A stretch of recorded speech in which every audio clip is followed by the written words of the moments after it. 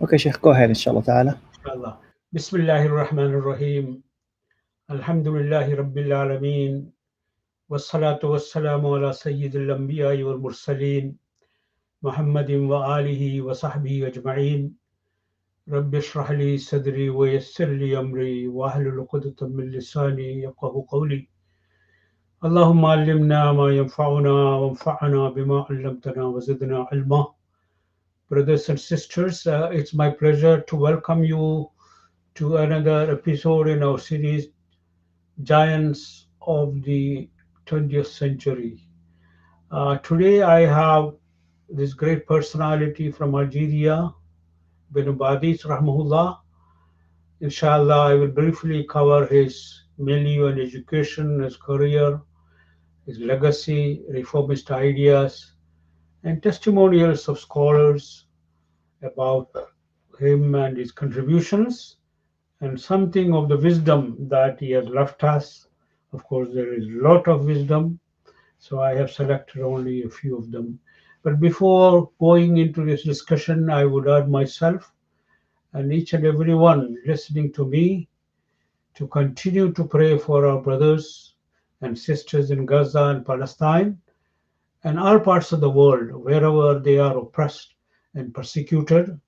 It is our duty to help them out, and one of the best things that we can do is to pray for them beside engaging in other activities, so that joining forces with those who are for peace and against this kind of occupation and persecution and genocide, and do everything within our means, joining the struggle in the support of those who are oppressed and persecuted.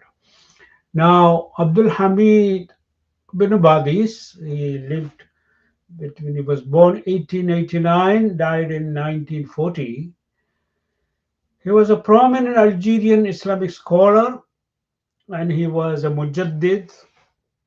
He made significant contributions to the Algerian cultural and religious scene. Political, of course, he was active, played a very active role in the freedom struggle, as well as also he was a reformist thinker, uh, and also contributed tremendously to the educational, cultural, and social aspects of the life of the Algerian Muslims. Coming to the milieu, it was a very turbulent times, as we have been discussing. This is a colonialism and the disastrous effects unleashed on the Muslim world, French colonization of Algeria, and also the Islamic reform movement, which originated in response to these challenges of westernization, colonization, and the forces, the ideological and intellectual and cultural forces unleashed. Of course, every time there are challenges Muslims face, there are, of course, those who stand up to take up the challenge of dealing with the issues coming out of it. So France took over Algeria in 1830, and they imposed their culture on the Algerians. They tried to destroy all of the Islamic institutions. They want to destroy, suppress Arabic and replace it with French, and you know take over this cultural and educational, intellectual hegemony and colonization. He grew up and was informed by a complex dynamic milieu. Politically, French colonial rule, and of course, in response, Algerian nationalist sentiment and the emergence of reformist and resistance movements. And socially, they created a stratified society. So French, the colonizers at the top, followed by the small Algerian elite and vast majority of Algerians, at the bottom. This is the structuring of the society that colonizers invented and implemented wherever they occupied. And culturally, the clash between the French and the Islamic Algerian culture. Algeria had these Berbers and Arabs, but Islam fused them, joined them in the brotherhood. And of course, were one people.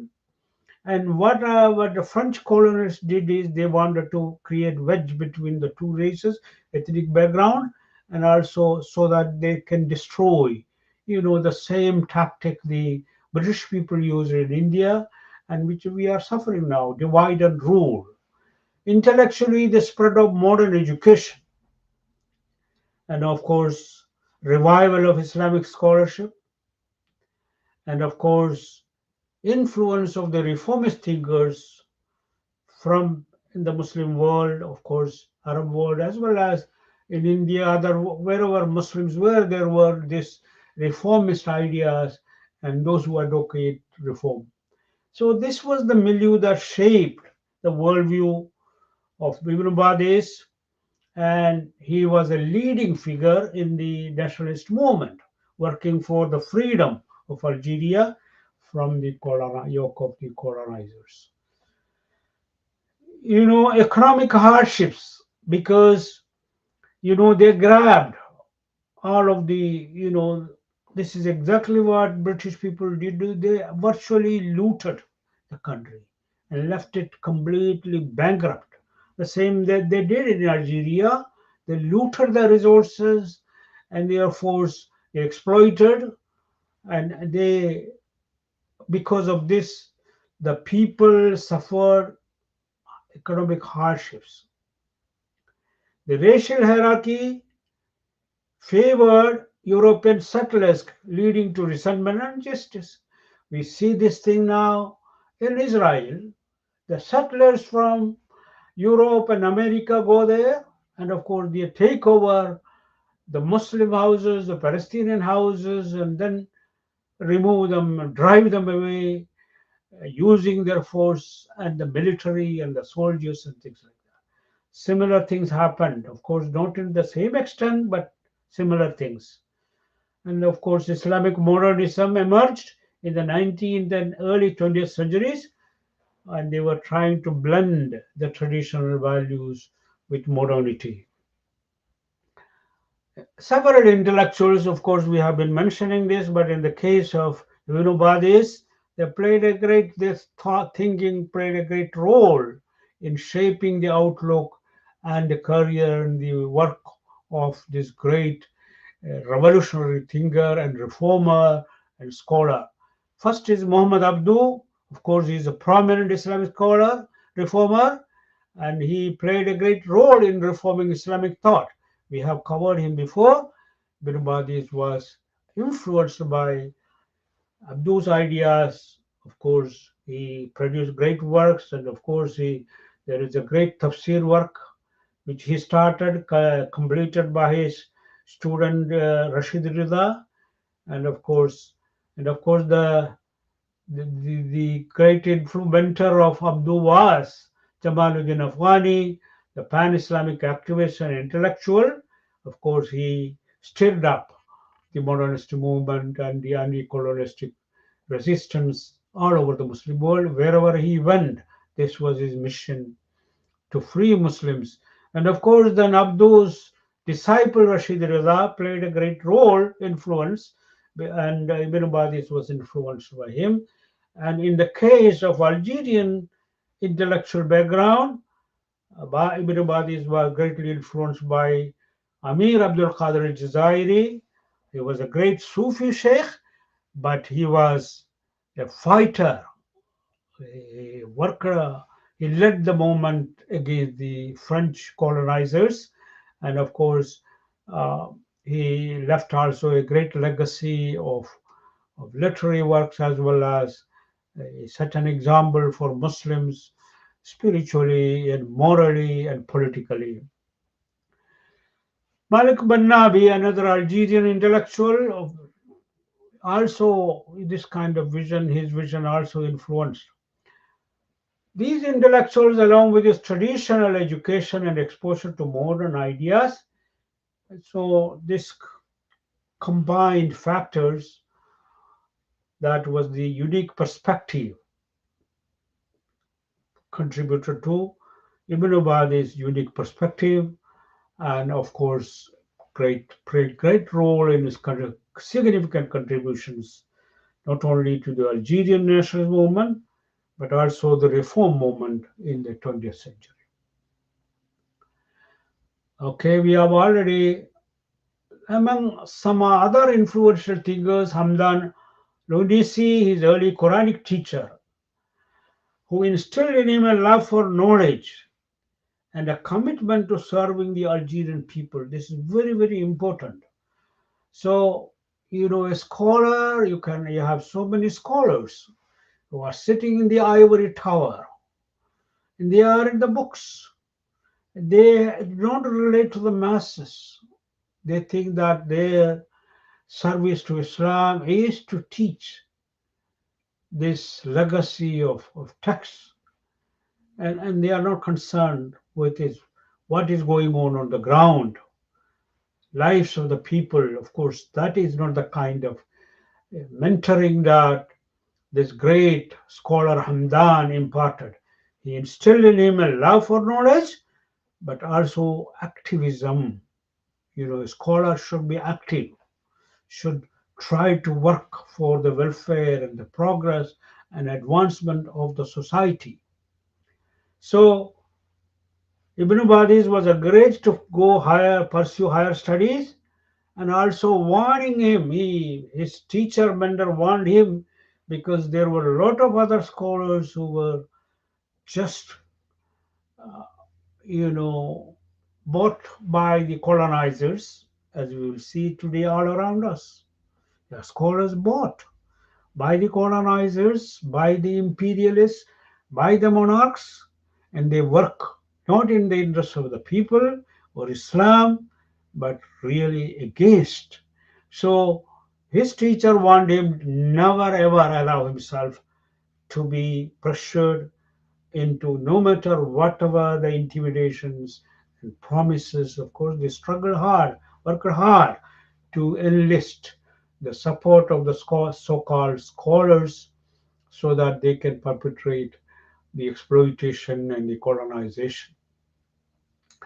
Of course, other great influential teachers were Zaytuna scholars. Of course, all of them were active scholars as well, and their ideas were not the traditional, classical, the so-called pacifistic, pacifist ulama who try simply, you know, live with books and die, you know. But in the case of Ibn Badis, had great scholars like Sheikh Muhammad Nakhli, Sheikh Muhammad Tahir bin Ashur, and Sheikh Bashir Saifar.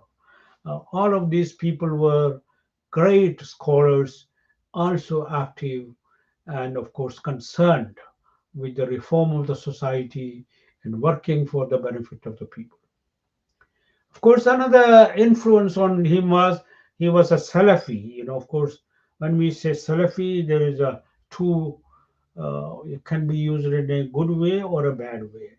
The best approach to Salafism is we are in Aqidah, we are Salafis, meaning we follow the Aqidah of the Salafus Salih. But when it comes to Tasawwuf, we accept Tasawwuf. So Aqidah, Salafi, and of course spiritual tariqah, Sufiya. That's merging the two. There is no contradiction because the extreme Salafis, they reject spiritual the role. They deny any role for tasawwuf. In the case of Ibn of course, he sees a role for, but he stresses the importance of purging tasawwuf of the deviant practices and belief and customs prevalent. He was born on December 4th in Constantine in Algeria, and he came from a prominent family, both from his paternal and maternal side. He was the eldest of the six boys, six sons of his parents, and his mother also came from a family renowned for centuries.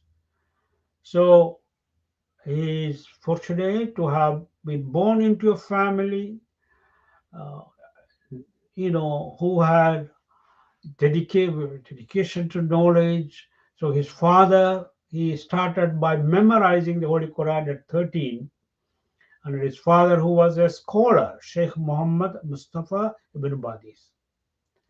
After this, after having memorized the Quran, he joined the Katatib, meaning the Quranic school, where he would be learning, reading, writing, and arithmetic.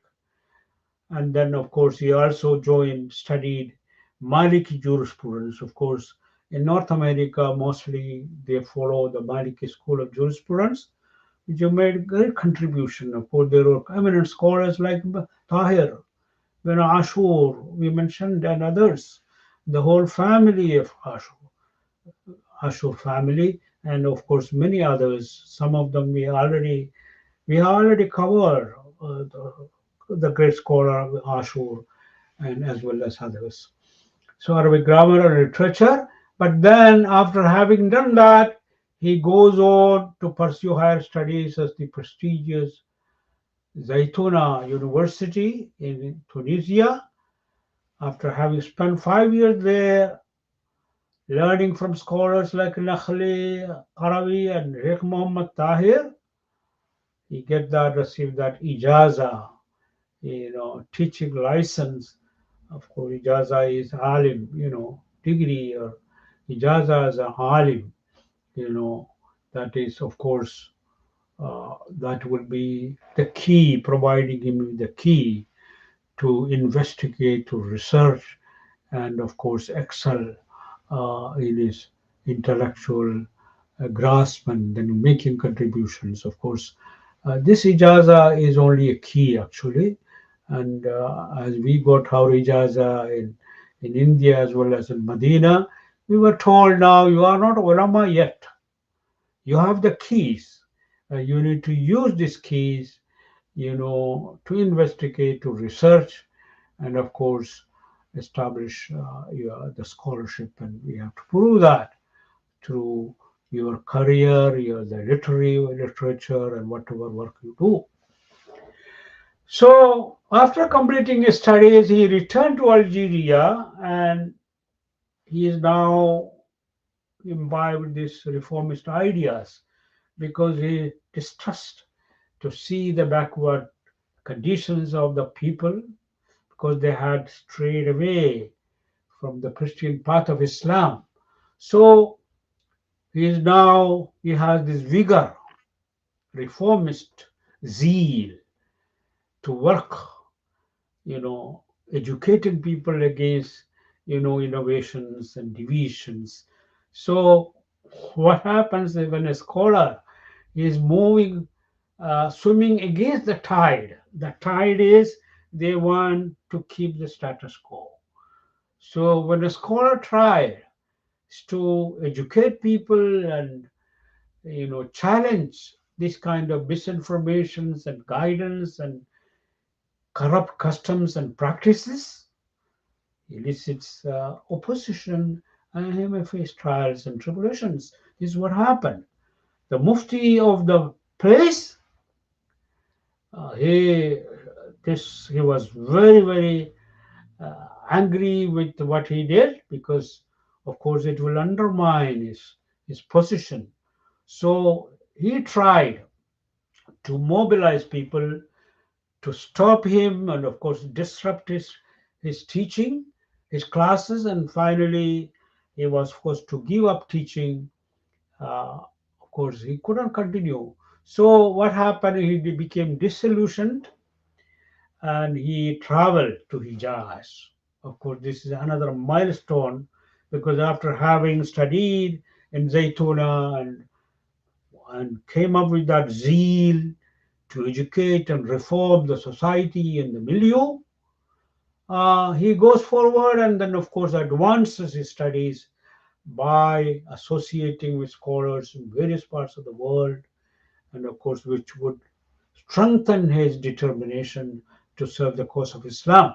So he went, first he performed Hajj in 1913, and he went to Medina where he became reunited with his mentor, Sheikh Al-Warisi, who had injected that zeal in him and cautioned him against being brought, purchased, or pressured or intimidated by the colonizers, French colonizers. He also met Sheikh Hussein Ahmad Madani. We discussed his great contribution, his great life and career last week. So he met him, and of course, he attended his sessions in the Prophet's Mosque, and also Sheikh Wazir at Tunisi. He met the scholars, of course, benefited from them. He also gave a lecture in the Prophet's Mosque, and it really left a great impression. Initially, Ibn Badis considered, he thought of staying in Medina with Al-Warisi, who was, of course, supportive given of this situation, Algerian situation. Sheikh Madani recognized his leadership, but Hussein Ahmad Madani advised him not to stay in Medina.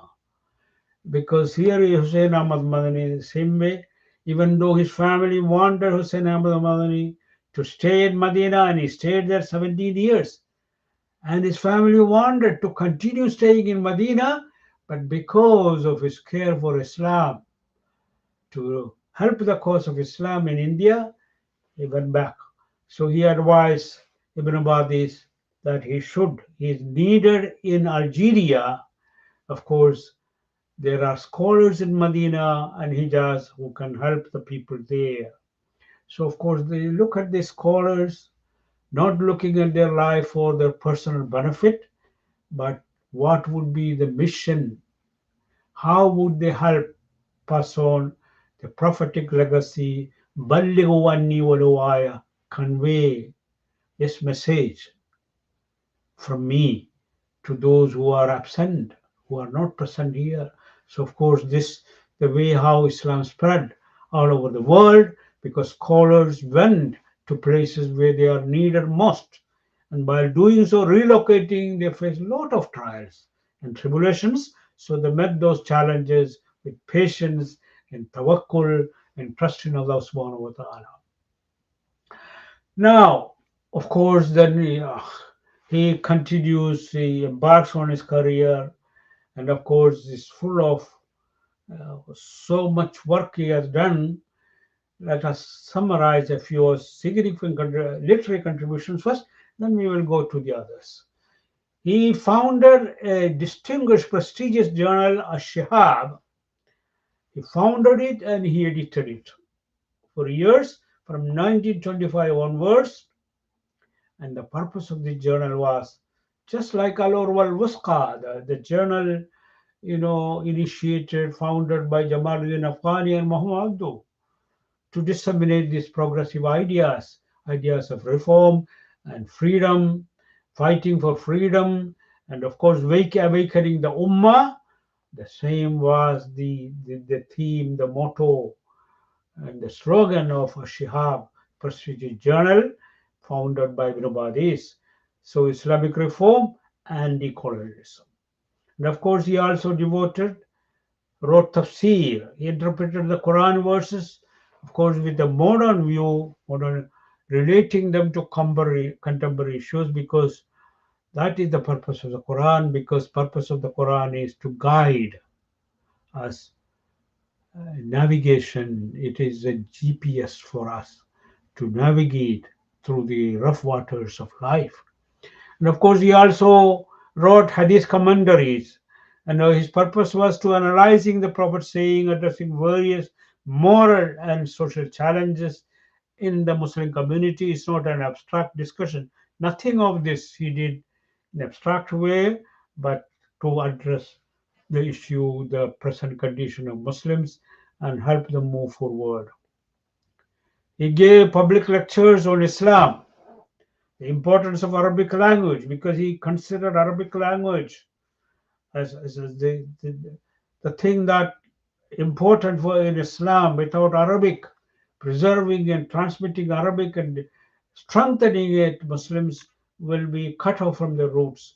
So because this is, why emphasize on Arabic?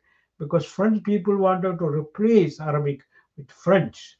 And of course, others want to replace it with English. Because, so of course, we have a duty to promote Arabic language, Arabic is Quranic, Arabic literacy, and the Quranic literacy. Muslim history, many of which were published. His Arabic grammar lessons, he also gave lessons in Arabic grammar. Why? To revive the language among Algerians who were pressured to use French. He was also a poet. He wrote patriotic poetry, religious poetry, to inspire national pride and unity.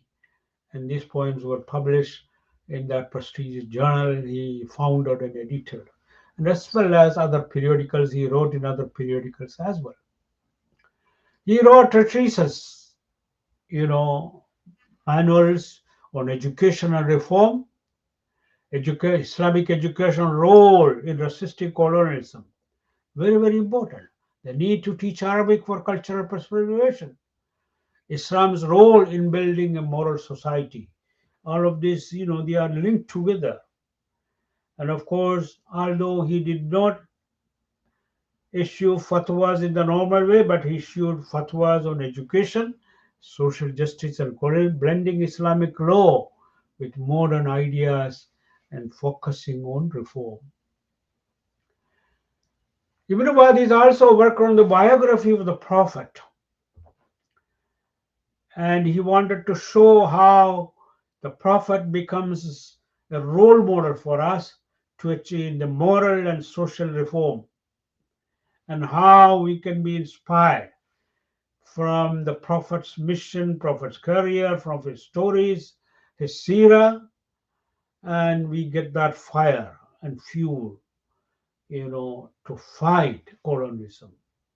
He also wrote foundational documents because he founded the Association of Algerian Ulama, and he was the president of it. And of course, he prepared the foundational documents for the Scholars Association. Besides these, he also wrote commentaries on classical Islamic texts, theology, jurisprudence, so that the purpose of these commentaries is to make Islamic tradition and knowledge accessible and relevant to the conditions of the modern times. Of course, all of this literary is a legacy, but beyond that, let's also pinpoint, zero in some of the other. What was the legacy, the main legacy?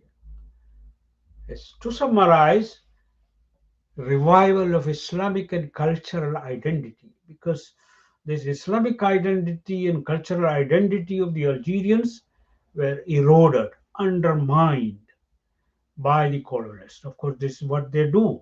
Wherever they go, they undermine the Islamic and cultural identity of Muslims, and they want them to, just be like them, westernization. There is no way. This is what they preach, their intellectuals preach. If you want to be modern, you have to westernize. Of course, the ideas of Ibn Badis and others, Muslim intellectuals, we can be modern and be Muslim at the same time.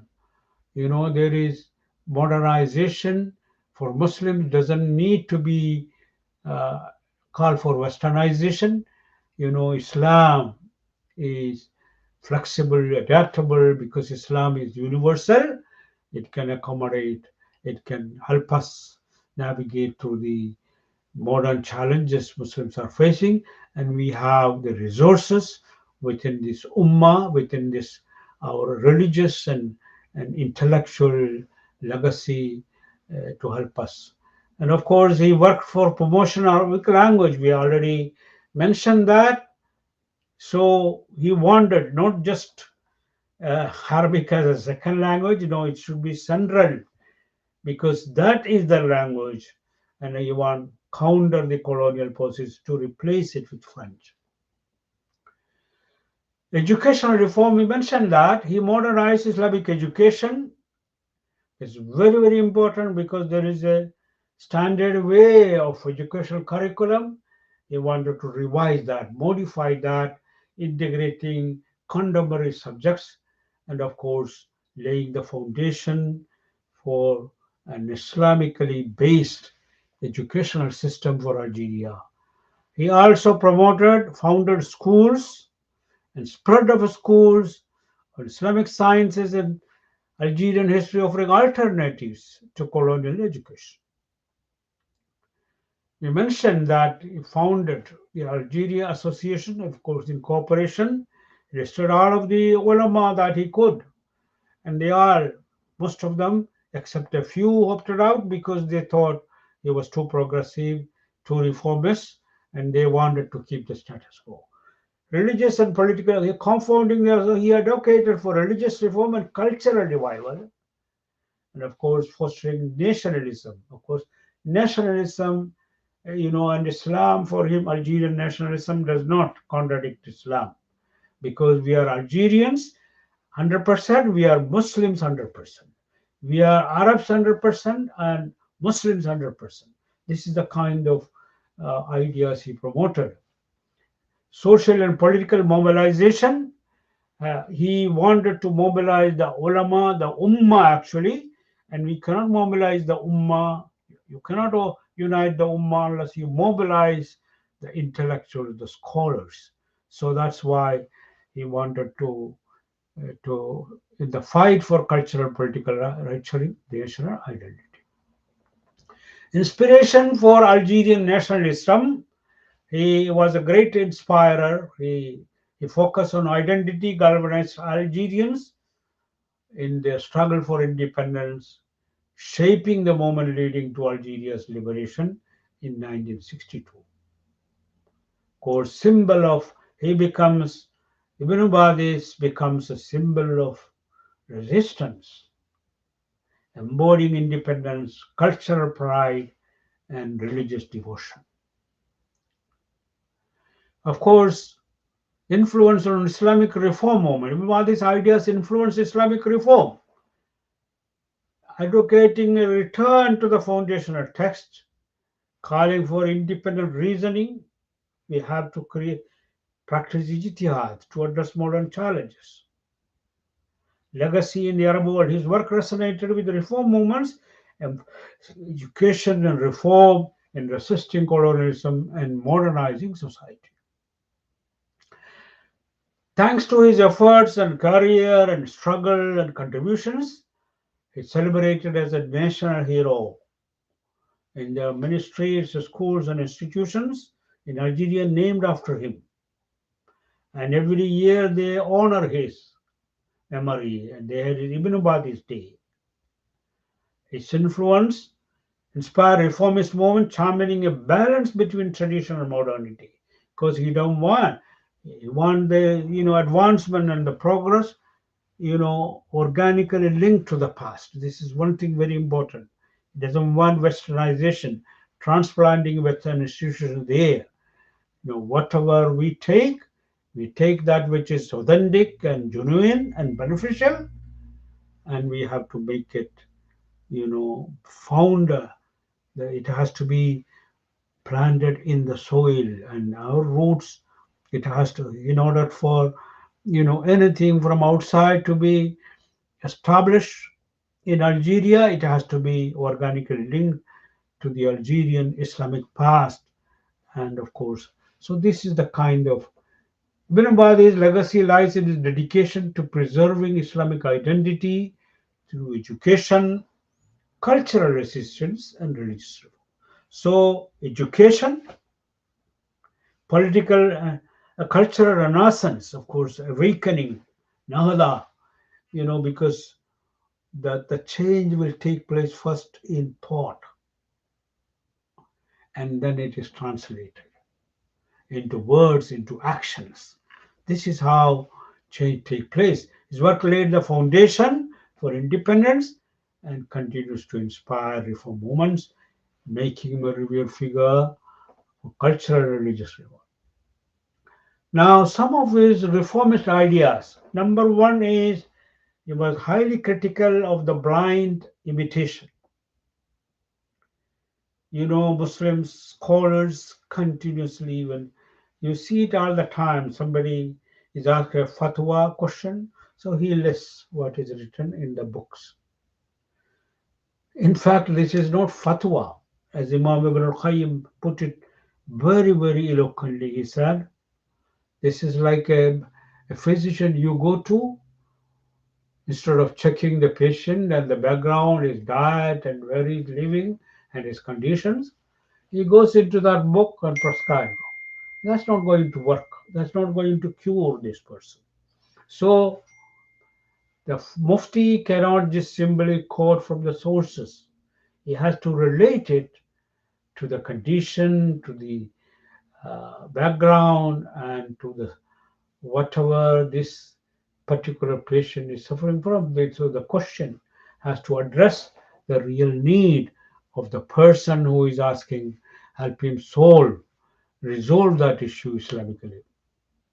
So taqleed cannot be a solution for moving forward. So therefore, you must engage thoughtfully with their faith. And also purification of beliefs and practices. There are a lot of ideas and corrupt practices that has come to corrupt into the Muslim. It is disfiguring the authentic face of Islam. So these corrupt practices, he called for, reforming, removing this and replacing it with the correct Islamic beliefs and practices. Reform of education, curriculum modernization, we already mentioned that, integrating corrupt contemporary subjects so that Muslims can face the modern challenges. And also establishing schools, we have mentioned, promotion of Islamic unity. This is another thing that he struggled, that Muslims should get united. And this is now we are, the challenge Gaza Palestinians are facing is there is no unity. If Muslim world were united and they were to stand in support of Palestinians, the genocide would not have happened. But of course, we are divided, and that's why the enemies have successfully divided us so that we become ineffective. There are a lot of reform movements and revival movements all over the Muslim world, and he wanted all of these movements to cooperate, on what is beneficial for the Ummah, while excusing each other for the minor differences that we have. This is the same philosophy that Ibn Hassan al-Banna has promoted. He said, we cooperate on what we agree, and we excuse each other for the things that we differ. So unity should not be these differences in theology or jurisprudence should not be an obstacle for unifying our efforts and mobilizing our efforts to tackle the issues of the Ummah. Social and moral reform, that Muslims need to embody the moral teachings of the Prophet in daily life. It's a very, very important concept. And also social justice. Of course, this is why, people, Islamophobes point to the Muslim countries. They say there is no social justice, there is no equity, there is no brotherhood, there's poverty, inequality, all kinds of issues. So now coming to the issue of Sufism, this is a very important because North Africa and other Muslim countries, Sufism is well established. So how did he view Sufism? We need to point out, because when we say Ibn Badis is a Salafi, that doesn't lead us to conclude that he wanted nothing to do with Sufism. He wanted this Ummah purged of Sufism altogether. No.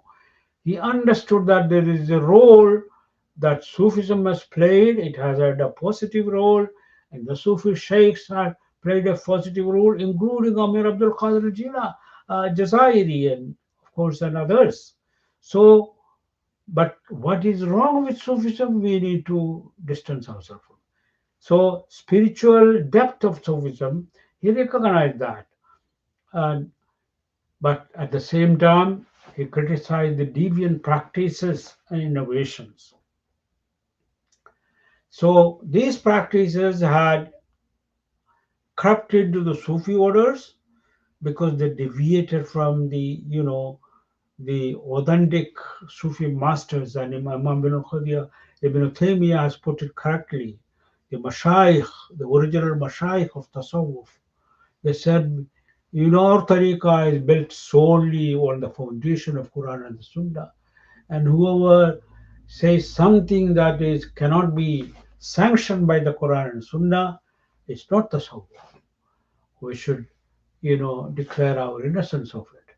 So this is why what he is doing. Besides excessive saint veneration, this we see it all around us. Intercession, invoking them as intermediary, taking them as intermediary, calling upon the saint, going to the graves, and of course worshipping the grave. All of these things he Ibn Badis criticized, and also the practice of using amulets and rituals which has no basis in Islamic sources. He considered them as distractions from the core beliefs, and departure from the rational Islamic thought and practice. So he is emphasizing authentic spirituality and focusing on ethics and morality. Ethical conduct and moral integrity is central to true spirituality. And that was not the case with many so-called Sufi sheikhs. Uh, Ethical foundation is lacking. Of course, that was not the way the original mashayikh of Tasawwuf, whom we respect, whom really we would call the Mawliyaullah, that was not their way. He was he was open to collaboration with Sufi leaders who were committed to reform. So he is open-minded. This is a testament to his support for progressive change within the Sufi community. We already mentioned that he highlighted Islam's role in promoting social justice and addressing social. So, because for that, Muslims have to embody Islamic ethics and morality in all aspects of life. You strive for moral integrity and work for the community welfare, the welfare of the people, welfare of the Ummah, and wanted to mobilize the entire community for the social and cultural reform, and people all should be engaged, working together, uh, to face the challenges that the Muslims are facing under colonial rule. He did not issue traditional legal ruling, but he shaped Algeria's religious and cultural landscape. His focus on ijtihad, educational reform, and purifying religious practices laid the foundation for a dynamic and relevant understanding of Islam. So he inspired generations Algerians to engage with their faith critically, fostering renewal and resistance against colonial oppression. This great scholar had a lot of admirers. Of course, I'm just picking a few of these great testimonial shahadat, tazkiyah, we call it. When somebody has left a legacy. Rasulullah sallallahu alaihi wasallam said, we mention especially uh, saying, speaking of the Salihin, the awliyaullah, it's something that would bring us blessings from Allah subhanahu wa ta'ala. A majlis where, good people and their stories are narrated. It's a majlis of zikr. The angels shower the blessings on it, and Allah blesses them. So we have a number of Muhammad al-Bashir al-Ibrahimi, who was a prominent Algerian scholar, one of his students, who also was the vice president of the Ulama Association. Of course, they worked together. They both worked together in all of these projects that we have listed. So, what did he say about Bin Badis? He was a beacon in dark times. He revitalized Algeria with his educational cultural efforts. He embodied sacrifice and dedication to knowledge and religion, opening the doors of learning for Algerian youth. Ahmad Tayyib, Grand Imam of Al Azhar University, said Abdul Hamid bin Badis is a key figure in modern Islamic reform. His work reviving Islamic education and promoting the Arabic language was crucial for Algeria's modern identity. It symbolized resistance to colonialism, tirelessly preserving its nation's cultural and religious heritage. Sheikh Abdul Qadir Haddad, a renowned Islamic thinker and educator, said about Bin Badis that he was not just a scholar and reformer, but a beacon of resistance and revival for Algeria. His dedication to education and preserving Islamic values in the Arabic language was key in awakening national consciousness, fighting colonial oppression. Finally, Sheikh Ali Yahya Abdul Noor, a prominent Algerian thinker, said about him, he was a driving force behind educational reform in Algeria, inspired hope and courage in the Algerian nation through his educational programs, laying the foundation for restoring dignity and freedom. We will conclude this by giving you a sampling of the rich treasury of the wisdom that he has left behind. This is just simply very little glimpses, actually. There are a lot of treasure house of wisdom, treasury of wisdom he has left behind. First thing, he has reduced religion to mere rituals because he's thinking what happened, what went wrong with Muslims. The reason is we have reduced religion to mere rituals and motions, emptying it of meaning. And we neglect reflecting on the essence and the spirit and the soul of religion and the practices. We neglected living by the principles, not just form, but the spirit. And of course, very important remark he made. Every blemish on the Islam's reputation arises from the extremism of atheists. This Malahida, Zindiqin, who disguise themselves as Muslim, but they are really enemies of Islam within the community. And the stagnation and imitation among some scholars. You cannot blame all scholars, but many of them are stagnant and blind imitators. So that is why whatever you see wrong, whatever people blame Islam, it cannot, you cannot blame Islam for it, but because of the extremism of some so-called Muslims, and also the stagnation and blind imitation practiced by scholars.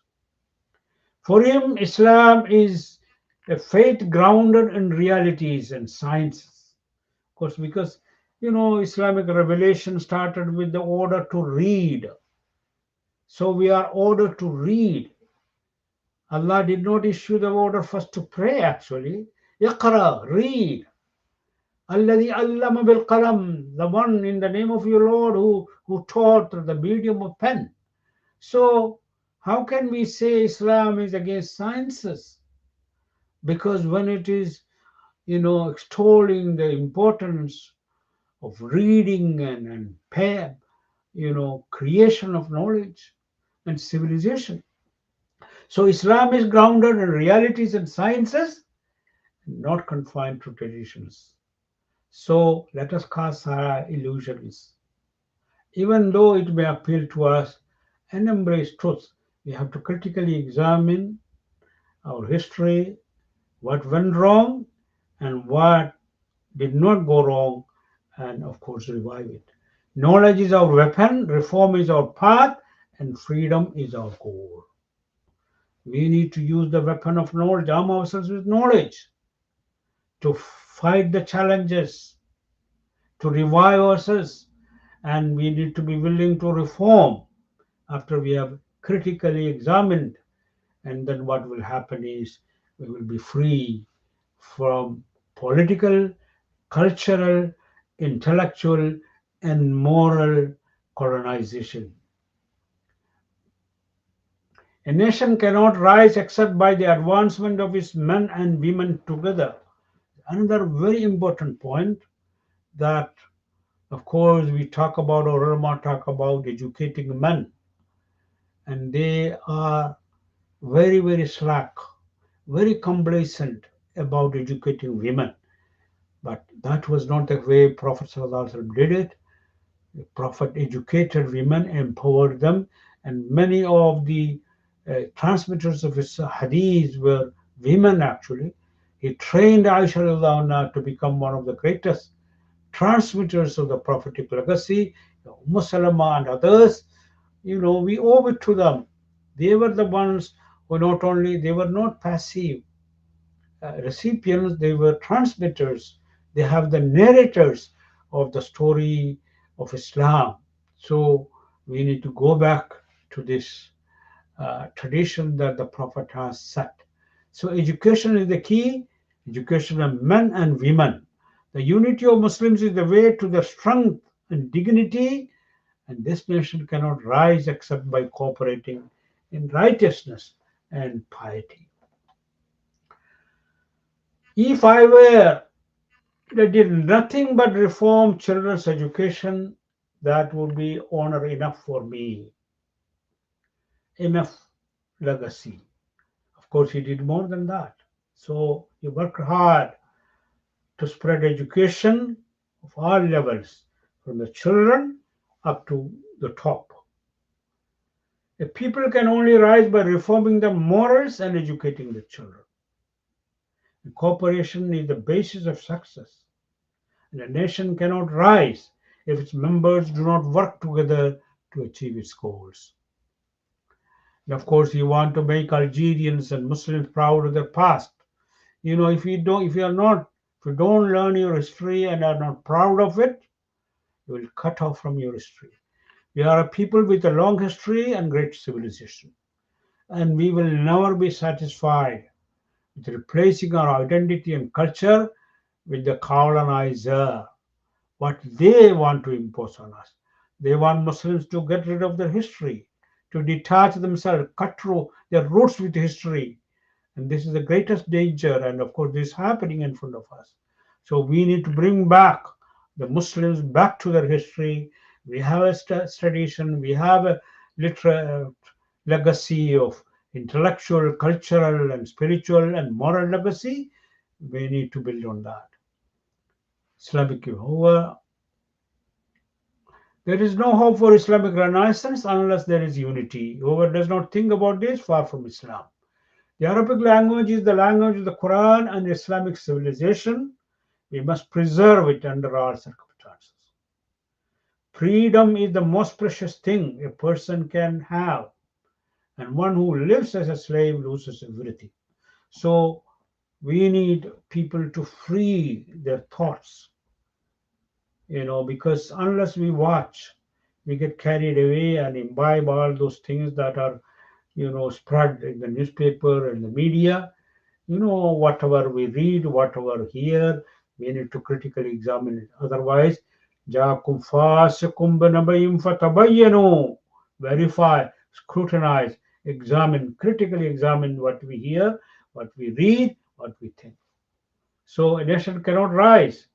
Half of it is stupid and ignorant. That's, of course, again this point. Sunnah Sufism is that what is the authentic Sufism? Adherence to the book and the Sunnah, renouncing the world, luxuries of the world, and turning to Allah with heart and limbs. This is the Sufism of the Salaf Salih. So he did not reject Sufism, but he wanted us to go back and get rid of these deviant practices and go back to the way of the Salaf Salih. We reject everything that deviates from Tawheed, whether it is seeking blessings from the dead or asking for help from anyone other than Allah subhanahu wa ta'ala. Asceticism in the world and piety regarding Allah's prohibitions is the Sufism that Islam brought. Islam is a religion of reason, science, and ijtihad. And it is the stagnation of imitation that has led to the decline of Muslims. Imitators do not elevate a nation, and imitation stands as a barrier between nation and its advancement, its progress. So we simply imitate, whether it is Westerners or our past, we cannot move forward. Imitation enlightened, but of course, talking about the authentic taqleed. Of course, there is a room for taqleed. Taqleed enlightened by reason and knowledge is commendable, while imitation that hinders thought destroys nation. Our scholars who are content with imitation have caused the nation to lose its honor, must return to ijtihad to restore dignity and status. Islam is a religion of renewal. A nation cannot advance unless it continues to engage in ijtihad according to the needs of each era. With this, I conclude. This is a great thinker and reformer and activist. May Allah subhanahu wa ta'ala have mercy on him. May Allah raise his status and help him join the company of the messengers, the Prophet sallallahu alaihi wasallam, and the messengers and the martyrs and the righteous people. And may Allah, once again I repeat, أحب الصالحين ولست منهم لعل الله يرزقني صلاحا. All of these series I entered because I was motivated by this words of Imam Shafi. I love good people, the righteous people, although I am not one of them. But perchance because of my love for them, I may be included among them. So I want you to imbibe this lesson and learn about these great people, the friends of Allah subhanahu wa ta'ala, and these great heroes and leaders and scholars of Islam. Islam has a rich legacy left behind by these people. May Allah subhanahu wa ta'ala honor me and you to love them, to love Allah, to love His Messenger, and to love those who love them, and to love the work that bring us closer to the love of Allah subhanahu wa ta'ala. سبحانك اللهم وبحمدك نشهد أن لا إله إلا أنت نستغفرك ونتوب إليك. السلام عليكم ورحمة الله وبركاته.